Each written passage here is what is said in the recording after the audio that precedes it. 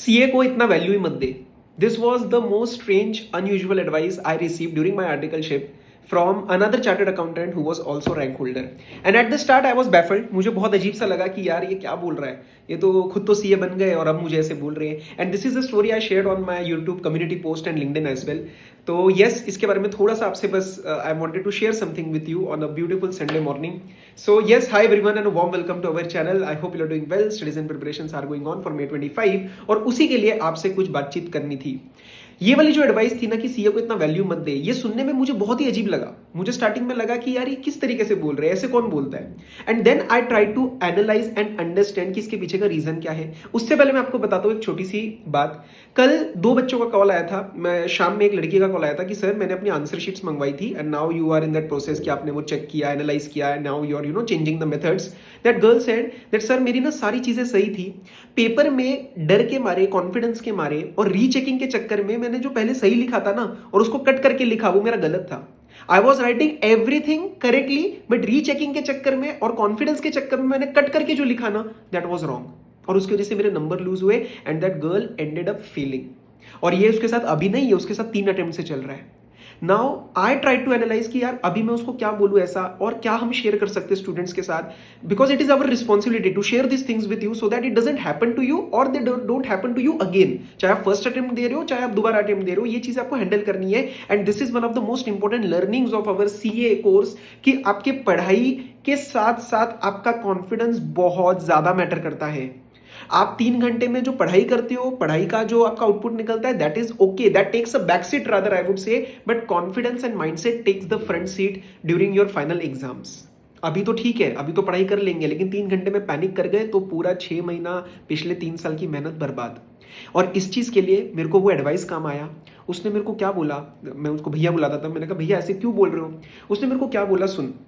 उसने बोला सुन मेरी बात, अगर तू रोज इस चीज के बारे में सोचता रहेगा कि ये वैल्यू, इस सीए का कितना वैल्यू है, ये सीए नहीं हुआ तो मेरा क्या होएगा, सीए नहीं तो मैं आगे क्या करूंगा, उसकी वजह से ना डेली तेरा एक प्रेशर बिल्डअप होता जाएगा. और वो डेली जो प्रेशर बिल्ड होएगा ना भाई, वो कभी ना कभी तो फटने वाला है. एंड हाई चांसेस आर कि ये फटेगा तेरा पेपर के 3 घंटे में, क्योंकि तू इतना मोमेंटम बिल्ड कर चुका है उस चीज का दिमाग में, तू इतना ज्यादा उस चीज को बड़ा बना चुका है कि जब वो तू माहौल देखेगा ना, दैट एनवायरमेंट की सब बच्चे बाहर पढ़ रहे हैं, सब बच्चे वहां एक एग्जाम देने आए हैं और ये मेरा कॉम्पिटिशन है, वो कहीं ना कहीं सारी चीजें इतना ट्रिगर कर देंगे कि immediately that will be a burst of emotions and that will make you lose the confidence, that will make you lose the momentum, that will make you recheck and doubt yourself at every small way. वो लड़की ने मुझे बोला ना कि sir मैंने एक point भी अगर लिख रही थी ना, मैं उसको चेक कर रही थी, उसके वजह से पेपर भी पूरा नहीं हुआ और जो हुआ उसमें भी गलतियां हुई. तो अगर आप वो एडवाइस लोगे, और शायद मैंने भी वो कहीं ना कहीं ली, मैं हमेशा बोलता हूं कि यार रैंक वगैरह का ड्रीम रखो, लेकिन डे टू डे मत सोचो.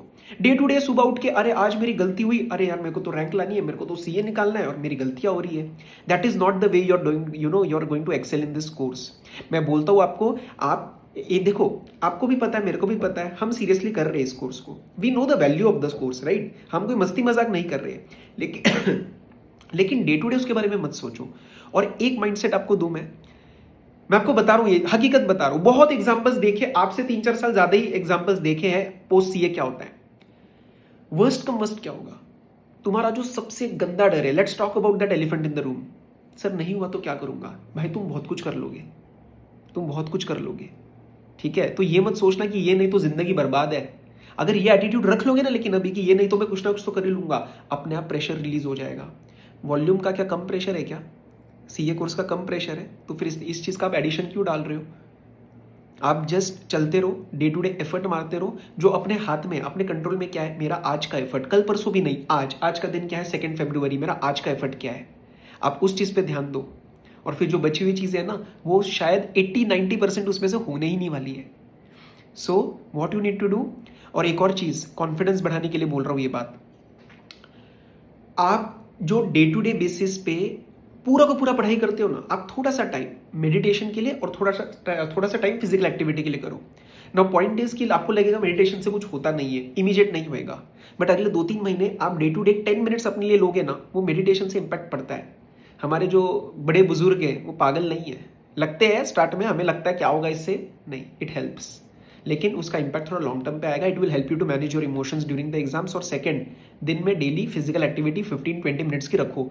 वर्स्ट कम वर्स्ट केस, गाने लगाओ, वॉक करके आओ, अपने घर के पास वाले पार्क में जाके just take a walk. Distraction उतना ज़रूरी है. तो ये 3 चीज़ें आपको हैंडल करनी है. सीए को इतना बड़ा मत बनाओ, टैग्स को लूज आउट करो. मैं हमेशा बोलता हूँ टैग हटा दो, सीए फाइनल, फलाना attempt, dash dash dash, ignore. Exam है, घर के पास है, दे दूंगा.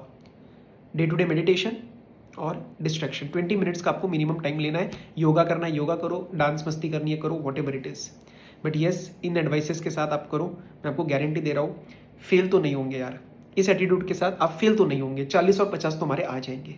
ठीक है. All the very best. Have a great Sunday and पढ़ते रहो. फिर मिलेंगे किसी और लेक्चर या ऐसे किसी और गाइडेंस में.